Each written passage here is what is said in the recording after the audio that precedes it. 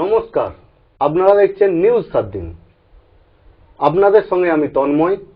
প্রতি রবিবার আমাদের বিশেষ অনুষ্ঠান সোজা কথা। আজ আমাদের স্টুডিওয়ে উপস্থিত হয়েছেন গোঘাট 2 নম্বর ব্লকের তৃণমূল কংগ্রেসের ব্লক সভাপতি তপন মণ্ডল।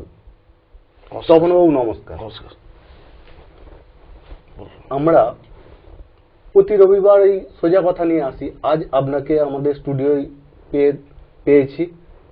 আমরা যেটা জানতে চাইবো যে গোঘাট 2 নম্বর ব্লকে 2 নম্বর পঞ্চায়েত সমিতিতে অনাস্থা এলো কেন? কারা অনাস্থা আনলো?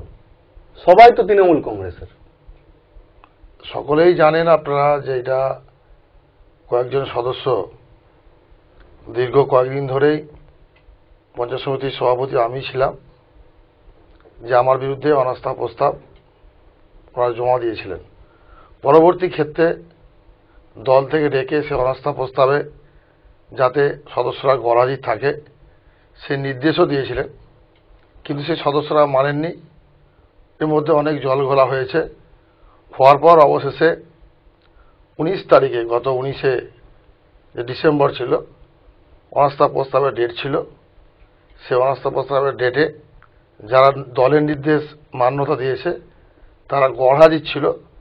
এক্ষেত্রে দলের নির্দেশ যারা মান্যতা দেয়নি তারা সেখানে হাজির হয়ে অনাস্থা প্রস্তাব করার চেষ্টা করে।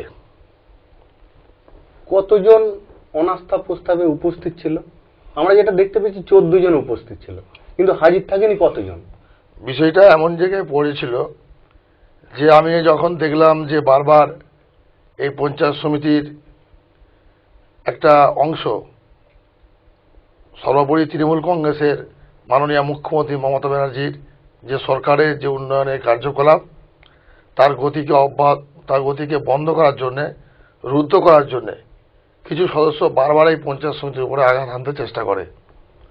তাই আমি যখন দেখি যে এই ধরনের ঘটনা বারবার ঘটাচ্ছে, অনাস্থা প্রস্তাবের ঠিক 4 দিন আগে আমি মহকুমা শাসকের দপ্তরে অর্থাৎ 15ই নভেম্বর আমি আমার পদত্যাগপত্র জমা দিই।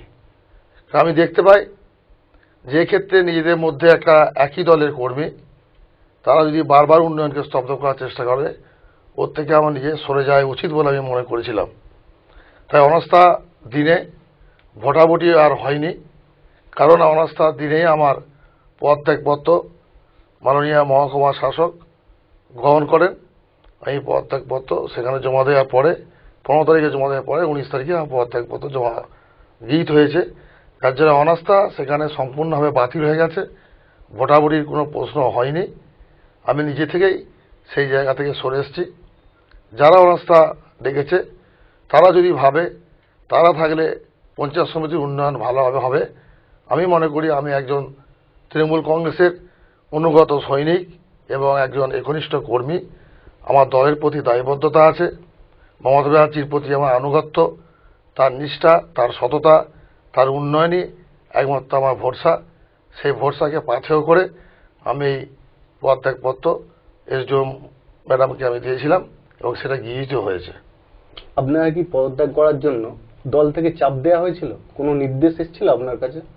দল বলতে আমি আমার জেলা সভাপতি তপন দাশগুপ্ত আমাকে বলেছিলেন এই ধরনের বারবার যখন অবস্থা হচ্ছে, এবং আমার স্থানীয় বিধায়কও মানস মজুমদার মহাশয় আমাকে উপদেশও দিয়েছিলেন যে এক্ষেত্রে আমাদের মনে হয় তোমার এই পদে থেকে তোমার পদত্যাগ করা দেওয়াটাই ভালো হবে, কারণ এরা বারবার উন্নয়নকে স্তব্ধ করার চেষ্টা করছে। এদের জবাব দেওয়ার জন্যে তোমার পদত্যাগপত্র একমাত্র দলের কাছে গ্রহণযোগ্যতা তোমার বাড়বে। সেই হিসাবে আমি আরও বিশেষ করে এই দুজনের উপদেশ এবং পরামর্শ নিয়েই এই পদত্যাগপত্র আমি দিয়েছিলাম। আমরা যেটা দেখতে পেয়েছি যে বিগত 1 বছর ধরে বারে বারে অনাস্থা আনা হয়েছে এবং সেখানে দেখানো হয়েছে যে আপনার বিরুদ্ধে তাদের অভিযোগ, যারা অনাস্থা এনেছে তারা সবাই দলের সদস্য। এটা কেন হচ্ছিল? তখন কি বিগত 1 বছর ধরে দল কি এ বিষয়ে কোনো ব্যবস্থা নেয়নি? কি চুপ ছিল দল? বিষয়টা এটা দলের অত্যন্ত আভ্যন্তরীণ ব্যাপার। আমি যতটুকু জানি দল এই ব্যাপারে কড়া নির্দেশ দিয়েছিলেন যাতে এই ধরনের অনাস্থা প্রস্তাব না আনা হয় বা আনা হলেও সেটা তুলে নেওয়া হয়, তারপরে দল যা ডিসিশন নেবে সেটা মাথা পেতে নিতে হবে সকলকেই। আমি সেই আশায় ছিলাম। শেষ মুহূর্তে দলের জেলা সভাপতির যখন আমাকে বলে যে এই ধরনের ঘটনা যারা বারবার ঘটাচ্ছে তাদের বিরুদ্ধে দল ব্যবস্থা নেবে, তুমি তোমার বিবেকের ডাকে তোমার কাজ তুমি করো, তুমি পদত্যাগপত্র গ্রহণ করো। দলের সেইটা দল বারবার চেষ্টা করেছে সদস্যদের বিরত করতে, কিন্তু আমরা লক্ষ্য করেছি কিছু কিছু সদস্য বিরত হলো। মূলত আমি বলেই দিই, এই অনাস্থা এনেছিলেন আমার সাথে মতভেদ, মনোভাব, মনের অমিল থাকা একটা দলের মধ্যে থাকতে পারে, ডানপন্থী দলের এটা কালচার। সেক্ষেত্রে আতাউল হক সাহেব, যিনি আমার প্রধান বিরোধী গোষ্ঠী হিসাবে তৃণমূল কংগ্রেসে চিহ্নিত ছিলেন গোঘাটবাসীর কাছে, তাকে আমি তার সঙ্গে কথা বলি, আমার কি ভুল কি হচ্ছে আমাকে সংশোধন করার জন্য তার পরামর্শ নিই। তিনি কিন্তু সবথেকে গর্বের বিষয়, আজকে আনন্দের বিষয়, তিনি কিন্তু এই অনাস্থা প্রস্তাবের দিনে দলের কথাকে মান্যতা দিয়ে তিনি কিন্তু একজন লড়াকু নেতা, তৃণমূল কংগ্রেসের একজন বর্ষার নেতৃত্ব, বহু আন্দোলনের সাক্ষী, যার বিরুদ্ধে বারবার সিপিএম আক্রমণ করেছিল, সেই পোর খাওয়া তৃণমূল কংগ্রেসের আদি নেতা আতাউল হক সাহেব, কিন্তু যিনি অনাস্থা প্রস্তাব ওনার দ্বারাই প্রথম সূচনা হয়েছিল, কিন্তু উনি বুঝতে পেরে পরবর্তী ক্ষেত্রে অনাস্থা প্রস্তাবে উনি হাজির হননি এবং ওনার যে একজন সদস্য ছিল তাকেও হাজির হতে দেননি। তার জন্য আমি নিঃসন্দেহে ওনার কাছেও কৃতজ্ঞ এবং দলকে সে বার্তাও দিয়েছি যে আতাউল হকের মতো একজন মানুষ, পুরাতন দিনের লোক, দলের কাছে প্রাপ্য মর্যাদা সে পাক। যেটা দেখা যাচ্ছে বিগত 1 বছর ধরে পঞ্চায়েত সমিতি গঠনের পর থেকে এবং বিগত 1 বছর ধরে যেই সমস্ত কর্মাধ্যক্ষরা, যেমন পূর্ত কর্মাধ্যক্ষ, মৎস্য কর্মাধ্যক্ষ আপনার সঙ্গে ছিল দীর্ঘদিন এবং আপনার সাথী হিসাবে, সমস্ত জায়গায় দেখা গেছে আপনার ছায়া সঙ্গী হিসাবে, আজকে হঠাৎ তারা কিভাবে সরে এলো? তা ঠিকই বলেছেন, এটা অত্যন্ত দুঃখের এবং বেদনার এবং কষ্টের। সবথেকে একটা জায়গায় দাঁড়িয়ে বলতে হয়, মানে সরাসরি স্টুডিও বসে সে ধরনের ভাষা ইউজ করা উচিত নয়। আমি যদি মনে করি নিশ্চয়ই তারা একদিন অনুতপ্ত হবে, ভাববে তারা ভুল করেছে। কারণ একটা টিম থাকে, যে টিমের মধ্যে আমরা একসাথে সকলে দল করি, সেই টিম থেকে আমাকে না জানিয়ে, যেমন আতাউল সাহেব সরাসরি বলেছিলেন তোমার এই ভুল হচ্ছে, তুমি সংশোধন করো। আমি সংশোধন করেছি, পরামর্শ নিয়েছি। কিন্তু যে দুজন সদস্যের কথা বললেন তারা শেষ দিনের আগের দিন পর্যন্ত, ভোটাভুটির আগের দিন পর্যন্ত আমার সাথে ছিলেন এবং অত্যন্ত, আমি মনে করি অত্যন্ত কাছের মানুষ ছিল আমার। কিসের জন্য গেল, কিসের মোহে গেল, আজকে আমার কাছে বড় যন্ত্রণার, বড় কষ্টের, এর থেকে আর বেশি কিছু বলার নেই। যেটা দেখা যাচ্ছে যে পঞ্চায়েত সমিতি গঠনের পর থেকে গোহাট 2 নম্বর পঞ্চায়েত সমিতিতে একটা ভালো রকম একটা উন্নয়ন হয়েছে। বিভিন্ন জায়গায় ব্রিজ থেকে আরম্ভ করে রাস্তাঘাট, স্কুল এবং অন্যান্য সরকারি প্রকল্পগুলোও বেশ ভালোভাবে চলছিল। কিন্তু আপনাদের যেহেতু একটা টিম ছিল, সেই টিম তো ভালো কাজ করছিল, হঠাৎ করে কেন অনাস্থা আনতে গেল? তাই তো অসুবিধা হচ্ছিল আমার, সেটা তো ওনাদেরকে জিজ্ঞাসা করলেই পারবেন। কারণ বিষয়টা হচ্ছে, আমি অত্যন্ত গর্বের সঙ্গে এবং দৃঢ়তার সঙ্গে বলতে পারি যে গোঘাটের 2 পঞ্চায়েত সমিতি কারোর সাথে তুলনা করছি না। গোঘাট 2 নম্বর পঞ্চায়েত সমিতির যে কাজকর্মগুলো হয়েছে, মুখ্যমন্ত্রী মমতা ব্যানার্জির যে উন্নয়নের ফরমান, যে দিশারি দেখেছেন, ফলো আপ সেটা আমরা করেছি। সম্পূর্ণ মুখ্যমন্ত্রীর নির্দেশ অনুযায়ী সে কাজটা আমরা করতে সমর্থ হয়েছি এবং সেইভাবে আমরা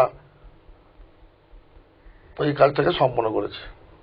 আমরা ফিরে আসবো পরের প্রশ্ন নিয়ে, যেটা হচ্ছে এখানে দেখা যাচ্ছে যে কেউ কেউ আলোচনা করছে, দিকে দিকে আলোচনা হচ্ছে যে এই পঞ্চায়েত সমিতি গঠনকে কেন্দ্র করে অনাস্থার পিছনে টাকার একটা খেলা আছে।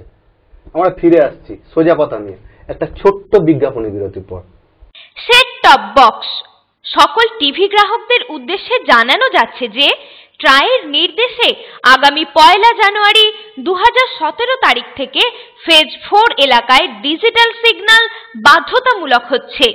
সমস্ত গ্রাহকদের অনুরোধ করা হচ্ছে 31শে ডিসেম্বর 2016-র মধ্যে আপনাদের মনোরঞ্জনের জন্য প্রয়োজনীয় ডিজিটাল সেট টপ বক্স নিজ নিজ কেবল অপারেটরদের থেকে সংগ্রহ করুন। অন্যথায় 31শে ডিসেম্বরের পর আপনার টিভিতে সেট টপ বক্স ছাড়া আপনি কোনো রূপ ছবি দেখতে না পেলে আপনার কেবল অপারেটর দায়ী থাকবে না। বাড়িতে সেট টপ বক্স লাগান, ডিজিটাল হয়ে যান। ফিরে এলাম বিজ্ঞাপনী বিরতির পর। হ্যাঁ তপনবাবু, আমরা যেটা বলছিলাম যে পঞ্চায়েত সমিতির এই অনাস্থার পিছনে একটা টাকার খেলা হয়েছে বলে শোনা যাচ্ছে। কিভাবে হলো টাকার খেলা? এই অনাস্থাতেও টাকার খেলা?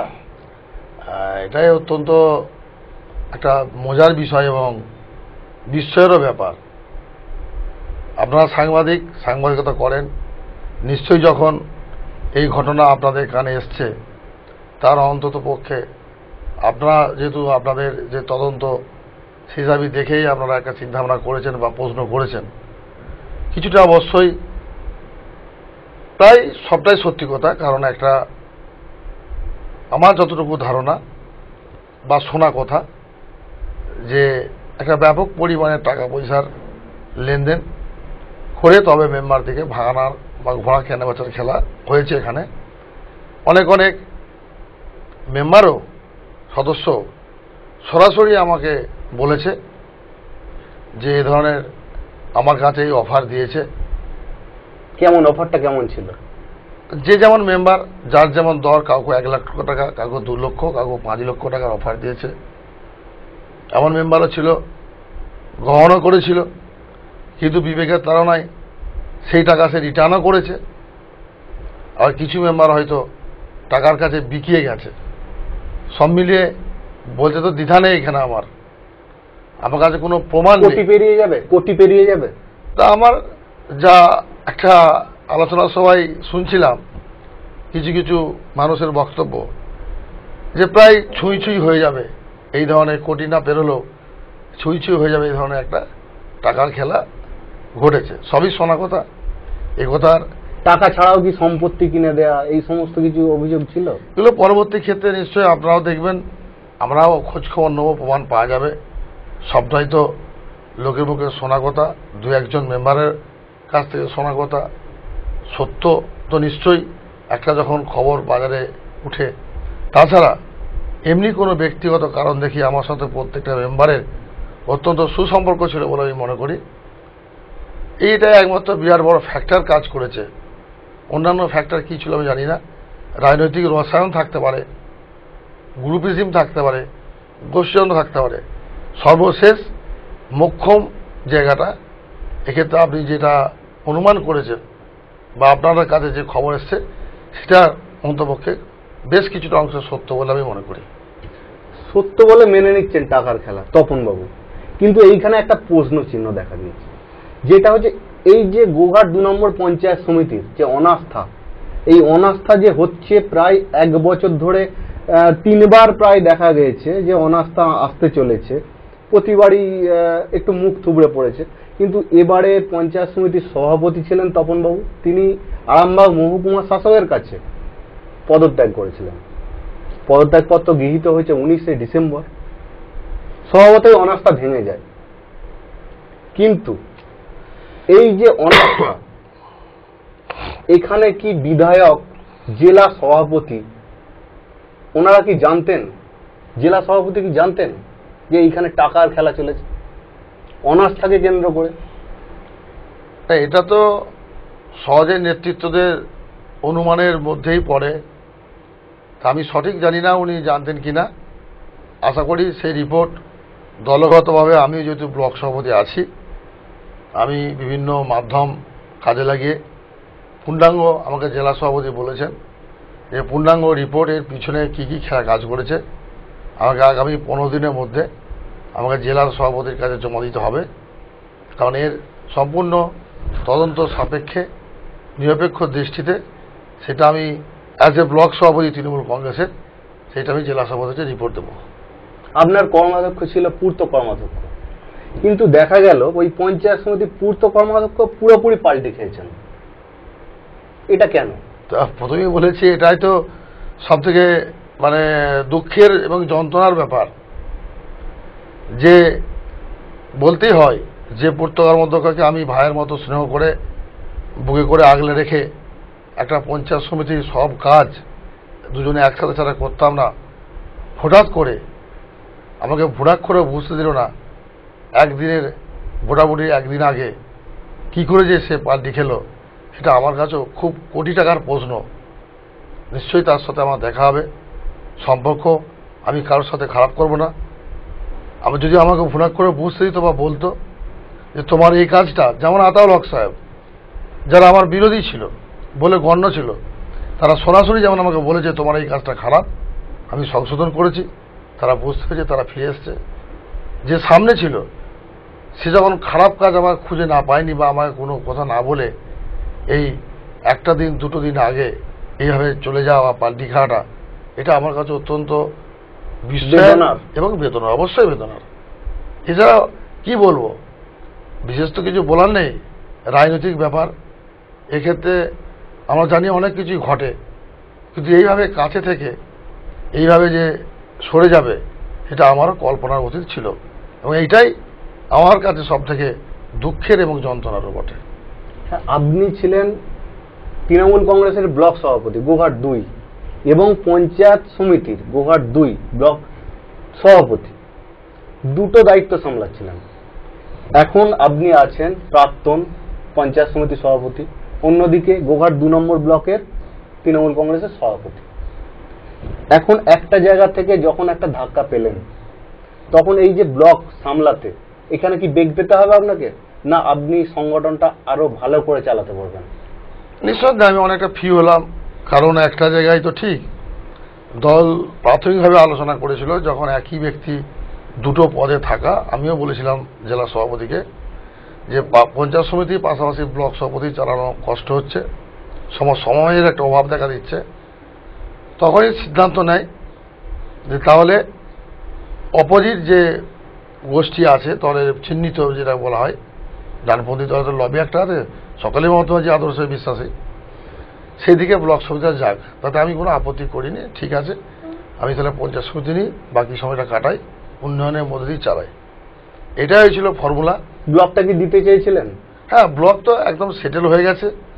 সেক্ষেত্রে নির্দ্বিধায় জেলা থেকে রাজ্য স্তরের সমস্ত বিভিন্ন লেভেলে বসে এটা ফাইনাল হয়ে গেছিল যে পঞ্চায়েত সমিতিতে অনাস্থা আনা যাবে না, অনাস্থা আনলেও তাকে উইথড্র করতে হবে কিংবা গড়াধিক থাকতে হবে। ব্লক সভাপতি দায়িত্ব থেকে তপন মণ্ডল থাকবে না, সেক্ষেত্রে পঞ্চায়েত সমিতি সবাই থাকবে। এটা পঞ্চায়েত ঠিক হয়ে গেছিল। ঠিক হয়ে গেছিল।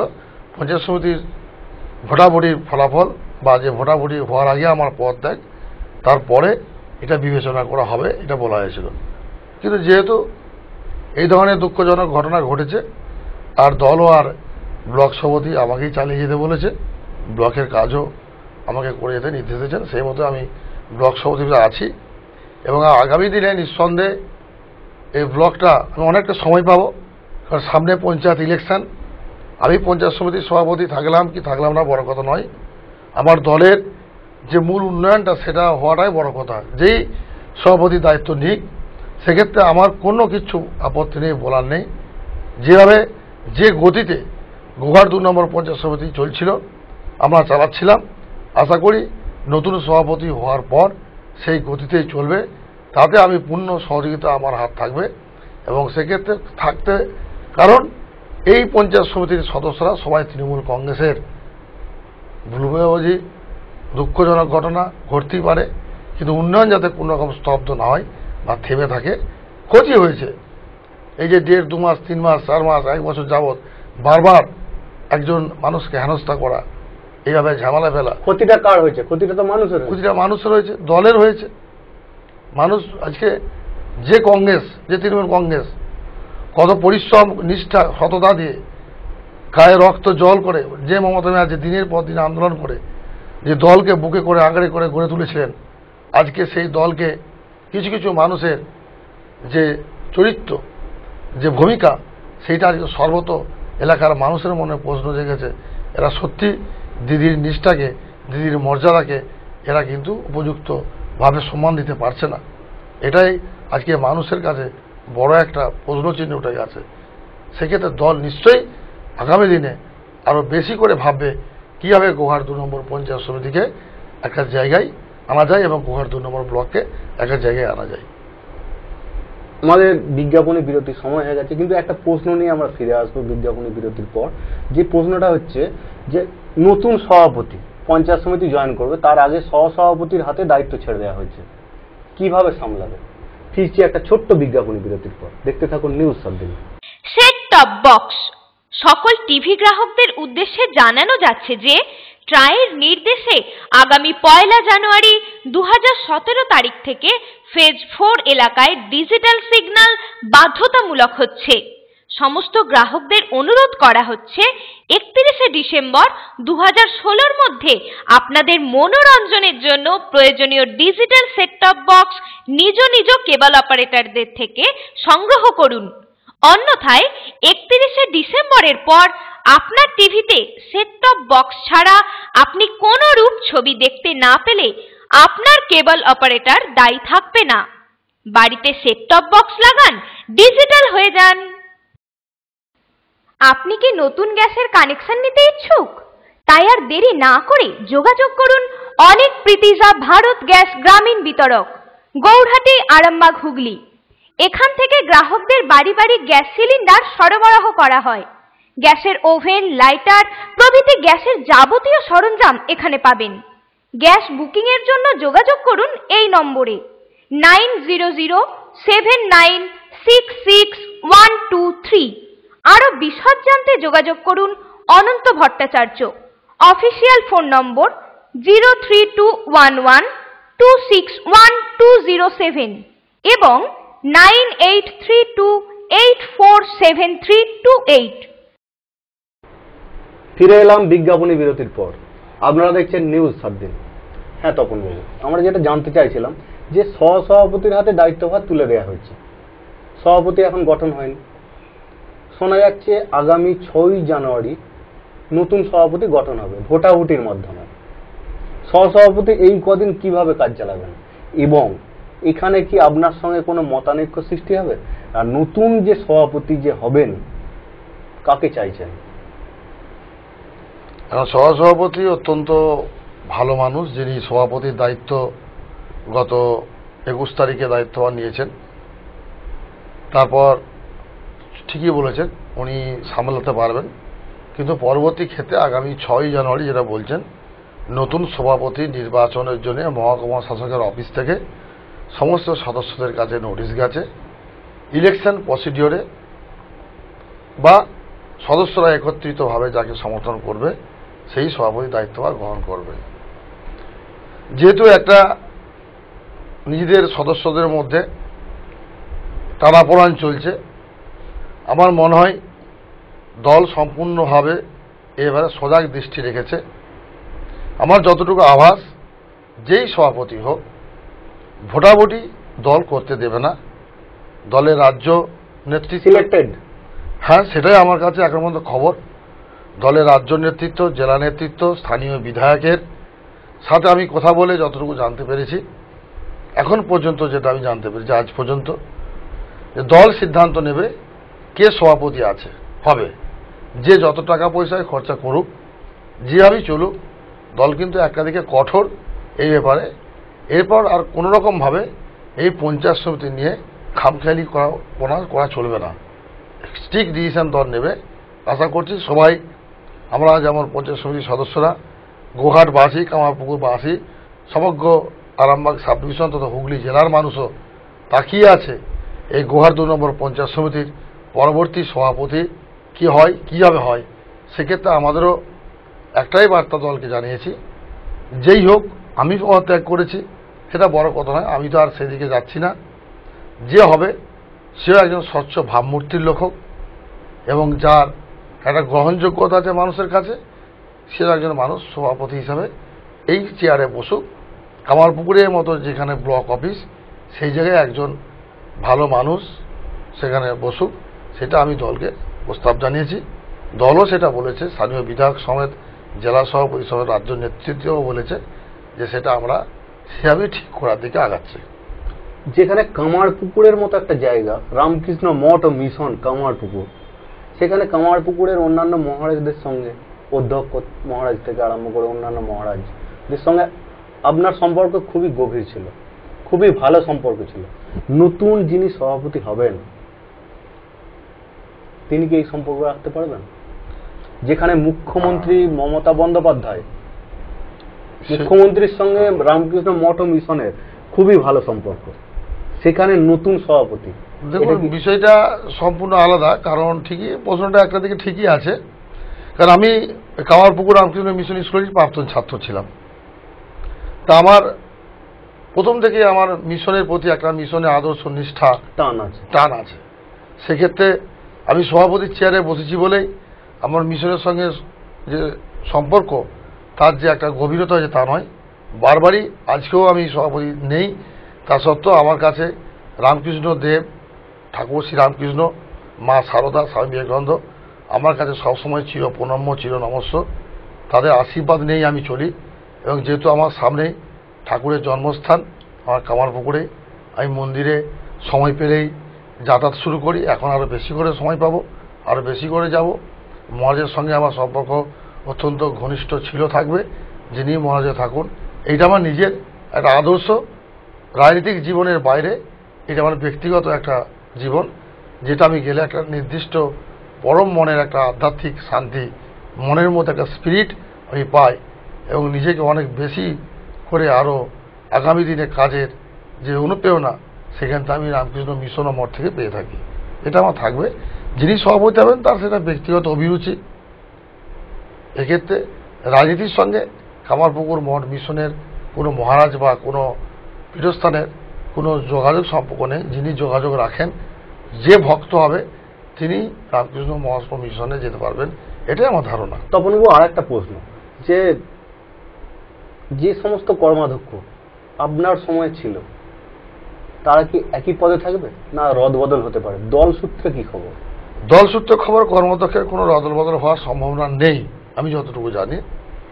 কারণ সামান্য আজকের গত দুদিন আগে মুখ্যমন্ত্রী যা ঘোষণা করেছেন, যদি আপনার পঞ্চায়েত ভোট যদি আগিয়ে আসে, ন্যাচারালি এপ্রিল মাসে হবে 2018, তাহলে যিনি সভাপতি হবেন তিনি জানুয়ারি মাসে বসছেন। তার মানে সামনের জানুয়ারি যদি আপনার শীতের দিকে আগিয়ে আনার চেষ্টা করে পঞ্চায়েত ভোট, এক বছরও সময় নেই, 3 মাস বা 140 দিন আগে, মানে টোটালি 45 দিন আগে ভোটের বিজ্ঞপ্তি জারি হবে। কাজ করার সুযোগ 8-9 মাস পাবে। এক্ষেত্রে 8-9 মাস কাজ করার বা ম্যাক্সিমাম 10 মাস পাবে। কতটা আগাবে কাজ এই 8-9 মাসে? এই অস্থিরতার মধ্যে অনেক কাজই বন্ধ হয়ে আছে। আজকে উল্লেখযোগ্য যে এই কাজটা বন্ধ হয়ে আছে, পঞ্চায়েত সমিতির যেটা মূল ব্যাপার আমি দেখেছি বারবার, ধরুন একটা সদস্য, 25 জন সদস্য, অধিকাংশ সময় অনাস্থার সময় ওই 14 জন সদস্যকে নিয়ে, কখনো 12 জনকে নিয়ে, কখনো 10 জনকে নিয়ে চলে গেল দীঘা দার্জিলিং বেড়াতে। কি না অনাস্থা হবে, তোমাদেরকে বাড়ির বাইরে 1 মাস থাকতে হবে। খরচা দিত কে? সবই ওদের সরকারি খরচা। সরকারি খরচা নয়, ওটা ওদের যিনি দলের লিডার ছিলেন, আমি এই মুহূর্তে তার নাম বলছি না, আপনার নিশ্চয়ই সেটা জনগণও মানুষ বুঝতে পারছে, তিনি খরচা দিতেন। কখনো দাঁড়িয়ে পঞ্চায়েত সমিতি ফান্ড থেকে দেওয়া হতো? না না না, সরকারি ফান্ডে কোনো প্রশ্ন নেই। কারণ ব্যক্তিগতভাবে পলিটিক্যাল ভাবে সেই ঘোড়া কেনা বেচার কথা বলছিলেন না, সেই ধরনের কিছু টাকা দিয়ে দার্জিলিংয়ে কিছুদিন সরিয়ে দেওয়া হলো, 1 মাস চলে গেল। আবার দীঘাতে 20 দিন চলে গেল।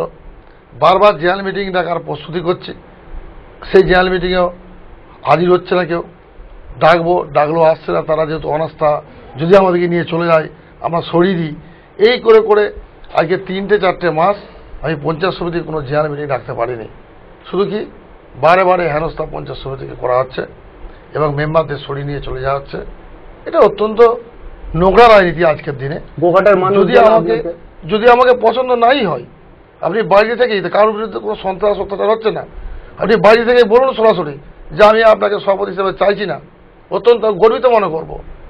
কিন্তু যেখানে পিছন থেকে ছুরি মারা বা তাকে বাড়ির বাইরে নিজে এক কাছে রাখা, এটা তো মধ্যযুগীয় বর্বরতার শিকার বলে আমি মনে করি।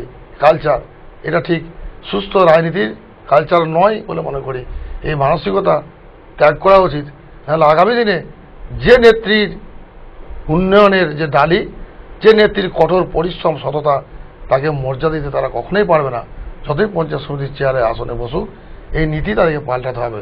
আমি মনে করি এইটা আমার ব্যক্তিগত অভিমত, এবং সেক্ষেত্রে দলের মঙ্গল হবে। বলুন। হ্যাঁ, আমরা এটা আপনাকে জিজ্ঞাসা করব যে এই যে পঞ্চায়েত সমিতি, আপনি সভাপতি ছিলেন, গোহাট 2 নম্বর পঞ্চায়েত সমিতির সভাপতি ছিলেন, যেভাবে মানুষ আপনাকে পেত, এখন আপনি সদস্য, সেটা একজন সদস্য, প্রাক্তন সভাপতি, মানুষ কি এখন আপনাকে সেই মতোই পাবে, সেইভাবেই পাবে? হ্যাঁ, নিশ্চয়ই। যেহেতু আমি পলিটিক্যাল ছেলে, একটা রাজনীতি আমার পেশা, নেশা, জ্ঞান, সেহেতু আমি এবং সমাজের সঙ্গে সরাসরি যুক্ত, বিভিন্ন ক্লাব প্রতিষ্ঠান সঙ্গে, শিক্ষা প্রতিষ্ঠানের সঙ্গে সরাসরি যুক্ত আছি আমি। সেহেতু আমার পার্টির ব্লক সভাপতিও আছি। আমাকে জনগণের যেটুকু আমার পরিকাঠামো থাকবে, নিঃসন্দেহে পঞ্চায়েত সমিতি মানে সভাপতি অল ইন অল নয়। সেখানে পঞ্চায়েত সমিতির বিডিও থাকে, গ্রাম পঞ্চায়েতের প্রধান থাকে, বিভিন্ন পঞ্চায়েত প্রধান আছে, পঞ্চায়েতের পরিকাঠামো আছে। আমি মানুষকে পরিষেবা দেওয়ার জন্যে আপ্রাণ চেষ্টা করব। সভাপতি চলে যাওয়ার পরও বহু মানুষ, প্রায় প্রত্যেক দিনই 200-300 করে মানুষ আমার সঙ্গে নিয়মিত যোগাযোগ রাখছে, এবং যাদের কোনো অসুবিধা হচ্ছে, হয়তো একটু মাইন্ড এফেক্ট করেছে, কিছু সমস্যা তৈরি হয়েছে, কিন্তু তবুও আমি তার পরিষেবা দেবো। কয়েকদিন কেটে গেলেই আমি আবার সুস্থভাবে নতুন করে যেভাবে একটা জায়গায় ছিলাম, পার্টির সম্পূর্ণ সেবাতে আমি নিজেকে নিয়োজিত করব এটুকু, এবং মানুষও আমার কাছ থেকে পরিষেবা পাবে এটুকু আপনার 100% আমি জনগণকে আমি কথা দিচ্ছি। আপনার কাছে যেটা জানতে চাইবো যে এই যে প্রাক্তন আপনি পঞ্চায়েত সমিতির সভাপতি, বর্তমানে তৃণমূল কংগ্রেসের গোহাট 2 নম্বর ব্লকের সভাপতি, এখন যে 1 বছর আছে আর পঞ্চায়েত ভোট, শক্তভাবে কিভাবে ধরবেন পার্টির হালটা, যেখানে গোহাট 2 নম্বর গোষ্ঠীদ্বন্দ্ব প্রবণ এলাকা? তবে আমরা ফিরছি একটা ছোট্ট বিজ্ঞাপনী বিরতির পর। সেট টপ বক্স সকল টিভি গ্রাহকদের উদ্দেশ্যে জানানো যাচ্ছে যে ট্রাইয়ের নির্দেশে আগামী 1 জানুয়ারি 2017 তারিখ থেকে ফেজ 4 এলাকায় ডিজিটাল সিগন্যাল বাধ্যতামূলক হচ্ছে।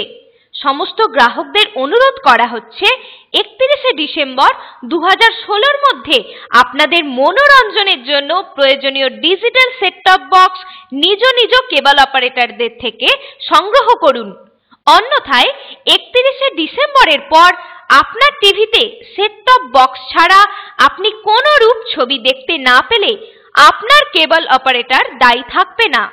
বাড়িতে সেট টপ বক্স লাগান, ডিজিটাল হয়ে যান। আপনি কি নতুন গ্যাসের কানেকশন নিতে ইচ্ছুক? তাই আর দেরি না করে যোগাযোগ করুন অনেক প্রীতিজা ভারত গ্যাস গ্রামীণ বিতরক, গৌরহাটি, আরামবাগ, হুগলি। এখান থেকে গ্রাহকদের বাড়ি বাড়ি গ্যাস সিলিন্ডার সরবরাহ করা হয়। গ্যাসের ওভেন, লাইটার প্রভৃতি গ্যাসের যাবতীয় সরঞ্জাম এখানে পাবেন। গ্যাস বুকিং এর জন্য যোগাযোগ করুন এই নম্বরে 9007966123। আরো বিশদ জানতে যোগাযোগ করুন অনন্ত ভট্টাচার্য। অফিসিয়াল ফোন নম্বর 03211261207 এবং 9832847328। ফিরে এলাম বিজ্ঞাপনী বিরতির পর। আপনারা দেখছেন নিউজ 7 দিন। হ্যাঁ তপন বাবু, যেটা বলছিলাম যে পার্টির রাস কিভাবে ধরবেন, এই যে হালটা কিভাবে ধরবেন? গোহাট 2 নম্বর ব্লক গোষ্ঠীদ্বন্দ্ব প্রবণ এলাকা, এখানে দেখা যায় প্রায় 8খানা গোষ্ঠী আছে। কিভাবে ধরবেন তৃণমূল কংগ্রেসের ব্লক সভাপতি হিসাবে? দেখুন, আর 1 বছর আছে পঞ্চায়েত ভোট। আমরা এটা বাজারে গোষ্ঠী বলে যতটা রটনা হয়েছিল, অবশ্যই তার সায়েন্টিফিক প্রমাণ মিলেছে। পঞ্চায়েত সমিতির গোষ্ঠীদ্বন্দ্ব আছে, প্রমাণও মিলেছে। কিন্তু মূলত আমি সভাপতি থাকাকালীন অত্যন্ত সুস্থভাবেই চলছিল। হঠাৎ করে কিছু সদস্যের মধ্যে এ ধরনের বিরূপ প্রতিক্রিয়া সৃষ্টি হয়েছে। এখন একটা সবথেকে বড় ব্যাপার কি, আমরা এতদিন আমাদের মধ্যে বিধায়ক ছিল না, আজকে বিধায়ক পেয়েছি। আমাদের নিঃসন্দেহে বিধানসভার বিধায়ক মানে আমাদের ব্লক সভাপতি এবং বিধায়কের একটা বিরাট বড় ভূমিকা এখানে আছে। অত্যন্ত বিধায়ক সেই জায়গায় কঠোর হবে, এই বিধায়কের সঙ্গে সহমত পোষণ করেই আমরা আগামী দিনে ব্লকটা কীভাবে সাজানো যায়, বিধায়কের পরামর্শ মতো বিধায়ককে নিয়ে বসেই সেই জায়গাটা আমরা তৈরি করব। যারা এই ব্লক সভাপতি ব্লকের এখন যারা আগামী 1 বছর ডিস্টার্ব করবে, যে সমস্ত কর্মীরা, তাদের বিধায়ককে নিয়ে আমরা ভাবনা চিন্তা শুরু করব কীভাবে তাদের কন্ট্রোলে আনা যায়। সোজা কথায় তাদেরকে নিয়ন্ত্রণ করার মতো যথেষ্ট আমাদের ক্ষমতা এবং মানসিকতা এবং সেই পরিকাঠামো আছে। আশা করছি গোঘাট ক্ষমতা কি দেখাবেন? নিঃসন্দেহে ক্ষমতা মানে কি, এখানে ক্ষমতা গোষ্ঠী কি থাকবে না শেষ হয়ে যাবে? না, গোষ্ঠী এই যে 1 বছরের মধ্যে পঞ্চায়েত ভোটের আগে, এখন তো এটা তো নর্মালি শেষ হয়ে যাওয়া উচিত। কিন্তু একটা জিনিস আমি বারবার মনে করি, আমি আগেরবারও আপনার স্টুডিওতে এসে বলেছিলাম যে ডানপন্থী দলের কালচার একটা এমনই আছে, গোষ্ঠী না থাকলেও, হয়তো গোষ্ঠী নয় কিন্তু মতের অমিল আছে, এরা গণতন্ত্রে বিশ্বাসী, যার জন্য আজকে ডানপন্থী দল আজকে কখনোই ক্ষয়িষ্ণু হয় না, শেষ হয় না। মতানৈক্যই তো গোষ্ঠী সৃষ্টি করে, গোষ্ঠী সৃষ্টি করতে পারে। গোষ্ঠী হলে আজকে যদি আমার কোনো ভুল হয়, একটা সবথেকে বড় জিনিস কি, গোষ্ঠীর উপকারিতা অপকারিতা দুই আছে। সেই গোষ্ঠী হোক যে গোষ্ঠী গঠনমূলক আলোচনা করবে, যে গোষ্ঠী গঠনমূলক সমালোচনা করবে, যে গোষ্ঠীর ধ্বংসাত্মক ভূমিকা নেয়, সেই গোষ্ঠী কখনোই কাম্য নয়। সেটাই আমার সকল গোয়ার 2 নম্বর ব্লক তৃণমূল কংগ্রেসের সভাপতি হিসাবে সকল কর্মীদের কাছে আমার আহ্বান আবেদন, সঙ্গে বিধায়ককে নিয়েও আমি বলবো যে আপনারা গোষ্ঠী করুন, সেটা ধ্বংসাত্মক নয়, সেটা গঠনাত্মক। তাহলে আগামী পঞ্চায়েত ভোট আমরা নিম্ন সংখ্যাগরিষ্ঠ নিয়ে আবার গোয়ার 2 নম্বর ব্লক গঠন হবে, পঞ্চায়েত সমিতি গঠন হবে। তপনবাবু, আমার একটা ছোট্ট প্রশ্ন, একদম সময় একদম শেষ হয়ে গেছে, একটা ছোট্ট প্রশ্ন আছে যেটা আপনার কাছে জানতে চাইছে সাধারণ মানুষ, যে যে গোঘাটে অনাস্থার পিছনে এখানে কি কলকাঠি নাড়ল বিধায়ক, কি বলবেন? না, এটা তো কখনোই নয়, হওয়া উচিত নয়। আপনি কি শুনেছেন, আপনি কি জানেন? না, এটা জেনেছি বিধায়ক সাহেব বারবার যখন অনাস্থাকারীরা অনাস্থা রেখেছেন, 2বার ম্যারাথন বৈঠক করেছেন, দুপক্ষের যারা নেতৃত্ব, পরিষ্কারই লাস্ট দিন উনি বিধানসভা থেকে ফেরার পর রাত্রি 1টা পর্যন্ত, 10টা থেকে নিয়ে 1টা পর্যন্ত মিটিং করেছেন। সেই মিটিংয়ে চঞ্চল রায় অপোজিট দিকের 2জন ছিলেন, আমি আতাউল্লাহ ফরিদ ভাই ছিলাম। লাস্ট কথা যখন ওরা অনর যে আমরা অনাস্থা ভোটাভুটিতে যাবই, বিধায়ক একটা কথাই বলেছিলেন, দলের নির্দেশ ভোটাভুটিতে যাওয়া চলবে না।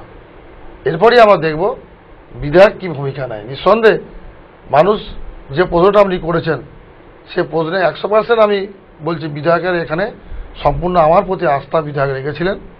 বিধায়ক ওদের নির্দেশও দিয়েছিলেন যে এই ধরনের অনাস্থা ভোটাভুটিতে যাওয়া চলবে না, দলের নির্দেশ। বিধায়ক দলের কথা বলেছেন, শুনেনি। আমি বিধায়ককে বলেছি, যেহেতু দলের কথা শুনেনি, আপনি বিধায়ক হিসাবে আপনার যেটুকু করণীয় আপনি করুন, তাহলেই কিন্তু আমি আপনার কাছে নিঃসন্দেহে একটা ন্যায্য জায়গা তৈরি হবে, যেখানে আপনি তাদের বিরুদ্ধে কিছু ব্যবস্থা নিতে পারবেন বা নতুন করে একটা চিন্তাভাবনা নিতে পারবেন। সেটাই আমরা আশা করে আছি বিধায়কের মুখ চেয়ে। আর বিধায়ক এর কলকাঠি নাড়ার কোনো প্রশ্ন নেই, স্বচ্ছ মানসিকতার ছেলে, অত্যন্ত কাজের ছেলে, ভালো ছেলে বলে আমরা জানি, এবং কাজ ভালোবাসে, এবং কোনো গোষ্ঠী রাজনীতিতে আজ পর্যন্ত যে বিগত 4 মাস 3 মাস আছে নিজেকে আবদ্ধ করেনি। অত্যন্ত দৃঢ় মানসিকতা সম্পন্ন ছেলে, তার প্রতি আমার সম্পূর্ণ আস্থা আছে। আমি গোয়ারবাসীকেও আস্থা রাখতে বলবো। আমি সমস্ত সাংবাদিকদেরকেও বন্ধুকেও বলবো, এ ধরনের কথা শোনাটা অত্যন্ত নিজের কাছে মর্মাহত হওয়ার ব্যাপার। আশা করি বিধায়ক সঠিক পথ দেখায় আগামী দিনে এবং সঠিক সিদ্ধান্ত নেবে, যেটা গোয়ারবাসীর পক্ষে মঙ্গল হয়। আজ আর সময় নেই, আমরা একদম অনুষ্ঠান শেষ পর্যায়ে চলে এসেছি। তো আরেকটা ছোট্ট প্রশ্ন রাখবো, কিভাবে হাতে হাত মিলিয়ে গোঘাট 2 নম্বরে গোষ্ঠী দ্বন্দ্ব থামাবেন? আপনি ব্লক সভাপতি, বিধায়ককে কি আগিয়ে দেবেন না আপনি আগিয়ে থাকবেন? দেখুন, বিধায়কের সঙ্গে তো আমার সম্পর্ক অত্যন্ত ভালো, আমরা দুজনে একসাথেই, এবং আমি পরিষ্কারই বলছিও আপনাকে, আপনি খোঁজ নেবেন বিগত 1 বছর যাবৎ পঞ্চায়েত সমিতি কেন্দ্রিক বাদ দিয়ে যে সমস্ত পার্টিগত অনুষ্ঠান হয়েছে, আমার বিরোধী শিবির বলে চিহ্নিত সমস্ত নেতৃত্বকে আমি একটা ছাতার তলে আনতে পেরেছি, এবং বিধায়ক হওয়ার পর সেটা আরও খুব সুন্দরভাবে সফল হয়েছে। কিন্তু কিছু ব্যক্তিত্ব, কিছু নেতৃত্ব বিধায়কের কথা কেউ মান্যতা দেয়নি শেষ পর্যন্ত, যেটা প্রমাণ পাওয়া গেল অনাস্থা ভোটের দিন। এটা তাদের দেওয়া উচিত ছিল, অত্যন্ত তারা গড়িত কাজ করেছে বলে আমি মনে করি। অন্ততপক্ষে যে বিধায়কও গোয়াটে একটা শান্তি, একটা ঐক্যর বাতাবরণ সৃষ্টি করেছিল, তাকে সম্মান দেওয়াও সেই নেতৃত্বের উচিত ছিল বলে আমি মনে করি। নিশ্চয়ই একসাথে দুজনে মিলেই আরও যারা যারা মনে করবে, কমিটির সংখ্যা বাড়ুক। কমিটির সংখ্যা আমি সভাপতি যে বলে আমি অল ইন অল কখনো নিজেকে মনে করি না। যাদের সাথে মতভেদ আছে একসাথে বসে আগামী দিনে আমরা গোঘাট 2 নম্বর ব্লককে আরও এগিয়ে নিয়ে যাব, মানুষের পরিষেবা দেব, মুখ্যমন্ত্রীর উন্নয়নকে মানুষের সামনে বেশি করে তুলে ধরব। সময় একদমই শেষ। আমরা আজ এখানে সোজা কথা অনুষ্ঠান শেষ করব।